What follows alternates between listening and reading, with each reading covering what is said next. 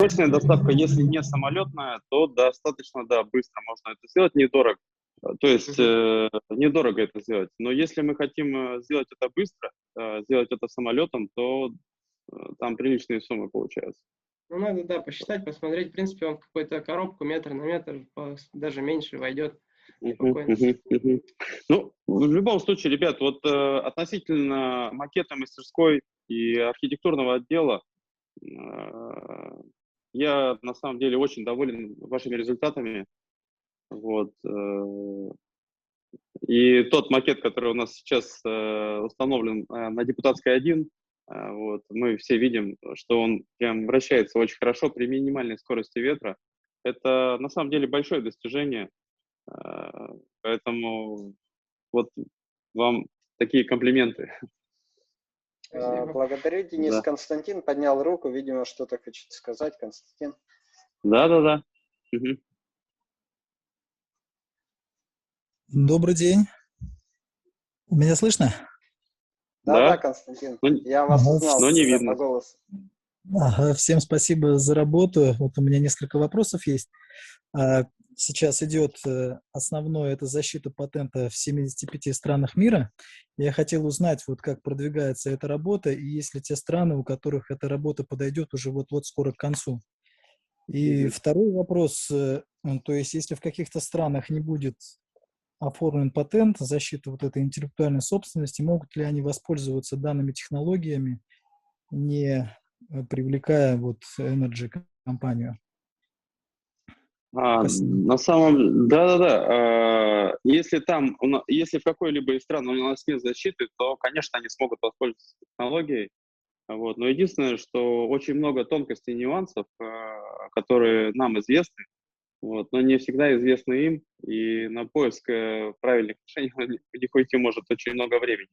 Ну, скажем, когда компания сделала определенный прогресс, то ее очень трудно догнать. Вот если есть компания Adidas, и она делает кроссовки, вот, у них есть свои ноу-хау, свои какие-то секреты, какое-то понимание материалов и так далее, значит, сборочной линии, то с ними достаточно трудно конкурировать. Вот сейчас как раз наша задача в самых крупных странах получить патент, соответственно, получить там монополию, а те страны, где у нас не будет патента, ну, у нас есть время. У нас есть время для того, чтобы выйти на такой уровень, когда им проще с нами сотрудничать, чем конкурировать. Вот. А относительно сроков выдачи патентов по каким-либо из стран, таких сроков нет, их не знает никто. Почему? Потому что значит, есть у нас Сибирь патент, агентство, которое значит, заключило договор по патентованию в других странах с другими патентными агентствами. Эти агентства выполняют работу, которую они должны делать, значит, патентное ведомство той или иной страны, оно никогда сроков не выдает. Ну, например, что мы вам выдадим патент в апреле или в июне или там, в августе, они такую информацию не предоставляют. У них есть определенный срок до 3 лет для того, чтобы выдать нам патент на наше изобретение. Поэтому сроков таких у нас нет. А на каком основании могут страны, допустим, отменить выдачу патентов? То есть, Отказать, да, Мгм. отказать, но если оно не соответствует каким-либо критериям. То есть, например, они докажут, что оно не работоспособно. Это раз. А второе, что где-то уже известно такое решение. Но учитывая то, что все патентные ведомства, они работают по одной базе, то есть патентный значит, юрист работает в Китае или в России, или в США, они все используют одну и ту же базу. Плюс ко всему у нас есть PCT, документ, который выдается в Швейцарии. Прежде чем его выдать, этот патентный поиск, он проводится заново, с нуля. То есть, когда международное значит, патентное ведомство не нашло аналогов, то, соответственно, у нас очень высокие шансы, что где-то там в Канаде или в США что-то подобное найдут. Вот. Поэтому шансы на получение патента у нас очень-очень хорошие. то есть я еще почему как бы этот вопрос задаю, допустим, те же самые Да. Дубаи взять. То есть если им интересен, допустим, этот проект, вот на сегодняшний день они о нем уже знают год, то, в принципе, как бы им достаточно, у них там достаточно голов и денег, чтобы просто свою команду создать, как бы, если им это интересно, в этом направлении Мгм, двинуться. мгм. Вот. Ну, смотрите, Дубай – это 3 миллиона численности жителей, населения, и знают о проекте здесь, ну, может быть, человек, так, наверное, 100, который находится на территории Дубая. Поэтому сказать, что Дубай она знает, ну, нельзя, потому что это меньше, чем 0,001% от численности жителей Дубая. Вот, ну, смотрите, не выдать патент просто так они не могут. Они либо должны привести основания какие-то, ну, как в суде, да, как в суде. Мгм. Просто сказать, что он виновен, невозможно.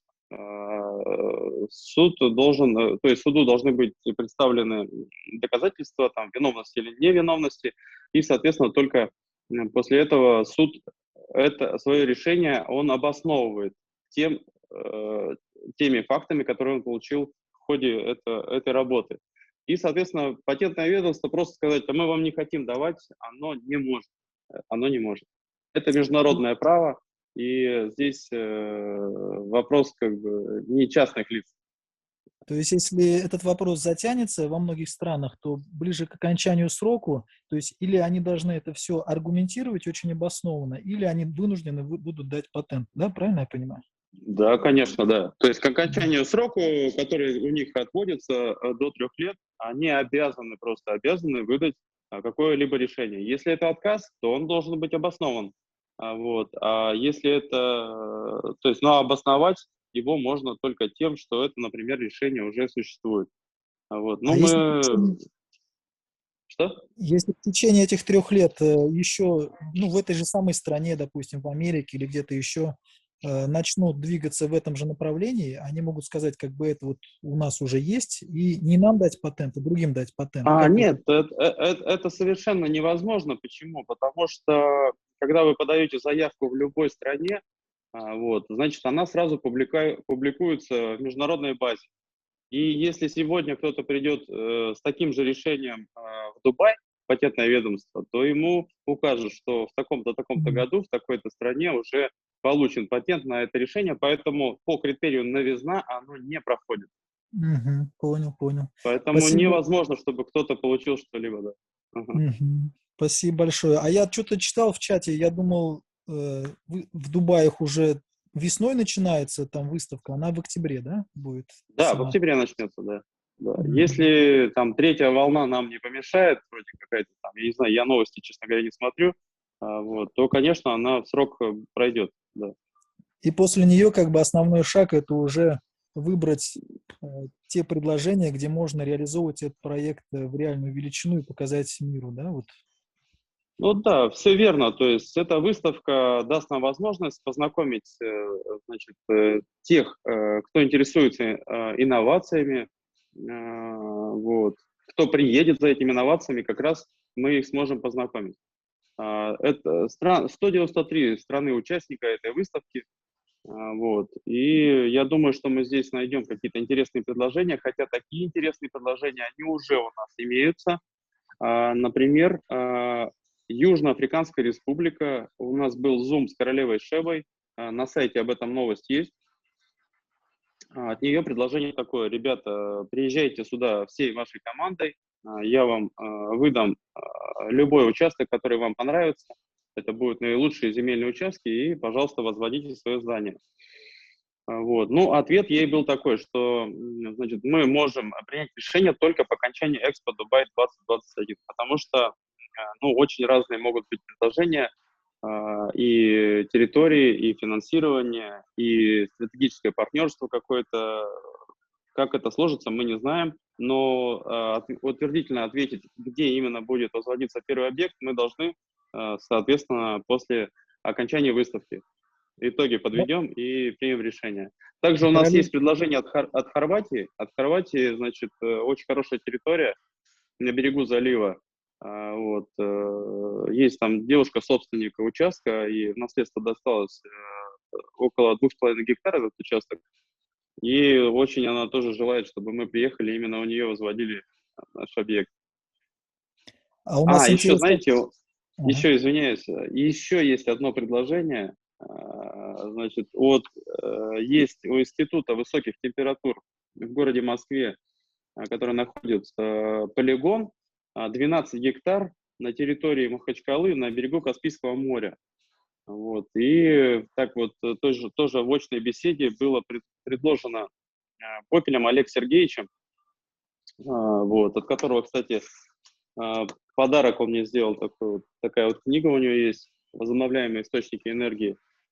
Вот, а сам вот он, Попель, да, рядом, он эту книгу написал совместно с Фортом Владимиром Евгеньевичем, президентом Российской академии наук. И он даже мне ее подписал. И дорогому Денису Тяглину с пожеланием успехов в непростом деле от автора. Вот. И, значит, от него было предложение. Может быть, вы к нам на полигон приедете, мы готовы вам там выделить какой-то участок и строите, пожалуйста. Но сами понимаете, что Махачкала, наверное, не является регионом опережающего развития. Вот. Ну, так или иначе, такое предложение было. А у нас же ожидания, я так полагаю, чтобы не просто нам кусок земли дали, то есть должно быть какое-то заинтересованное финансирование. Допустим, королева Шеба, она предлагает просто землю или она готова финансировать проект строить? Это же уже не просто макет построить, да, здесь уже большие деньги. Да. Смотрите, ну, у самой королевы Шебы финансов нет, вот, крупных, но у нее есть авторитет большой. Для того, чтобы говорить о финансировании, это нужно проводить очную встречу. Вот, очную встречу, возможно, она случится до Экспо. Вот. Так, ребят, у кого-то еще есть вопросы? Спасибо большое. Да, спасибо, Константин. Да. Константин, В спасибо. общем, у нас Кстати, Константин, осталось... как вам такой формат? Вот просто прямой эфир или вот Zoom? Что вы можете сказать? Вот такой формат, как сейчас, это такая семейная атмосфера, и можно просто общаться, видеть. Ну, очень хорошо, мне очень нравится. Да. Чувствуется, Ребят, напишите, А пожалуйста, в чате, вот следующую конференцию нам сделать также в Zoom, либо это сделать трансляцию в Instagram, например. Вот, просьба ко всем написать. Да, Максим? Максим, слушайте. Да, 3. Первое, у нас осталось примерно 5 минут. Вот. Второе, сразу сниму с себя ответственность. Я делал запись, но у меня в один момент, когда ты спрашивал, у меня завис компьютер, он просто выключился. И я не знаю, поищу, может слетело, может не слетело. Вот. Ну, поэтому, хорошо. дальше я записываю. И 3, Да. есть вопрос в чате. Вопрос в чате. Денис от Рамиля. Денис, есть варианты защиты от обледенения лопастей, чтобы не было, как сейчас, с ветряками в Европе? Ребят, ну, обледенение – это 2-3 дня, например, если Новосибирск. Это 2-3 дня в году такое может происходить. Это, во-первых, то есть это 1% от всего времени в году. Это, во-первых. Во-вторых, ну, способов защитить от обледенения существует очень много. И я думаю, что мы легко справимся с этим вопросом. Очень легко справимся. То есть, учитывая то, что вот конструкция горизонтальных ветроэлектростанций, она находится на значительном удалении от человека, да, от оборудования, которое бы могло их обслуживать. У нас, как вы помните, ветроэлектростанции, они размером с один этаж, каждый из них есть свободный доступ, будет свободный доступ, поэтому это не монстрические конструкции где-то там в небесах, и поэтому здесь может быть куда больше решений для борьбы с такими проблемами. В общем, Да, Максим. ребята, всем понравился Zoom, пишут в чате. Вот. Да. Хотелось бы, конечно, чтобы больше людей посещали, но с другой стороны, они будут видеть запись и поймут, что нужно подключаться. Ну и Александр пишет и там, желательно в Инстаграме холодные могут подключиться, хотя бы, чтобы просто трансляция в Инстаграме была. Ну а так все говорят, что в Zoom лучше и понравилось. Ну что, друзья, благодарю всех. Желаю хорошего настроения боевого. До встречи через 2 недели. Всем пока. Пока-пока. Пока.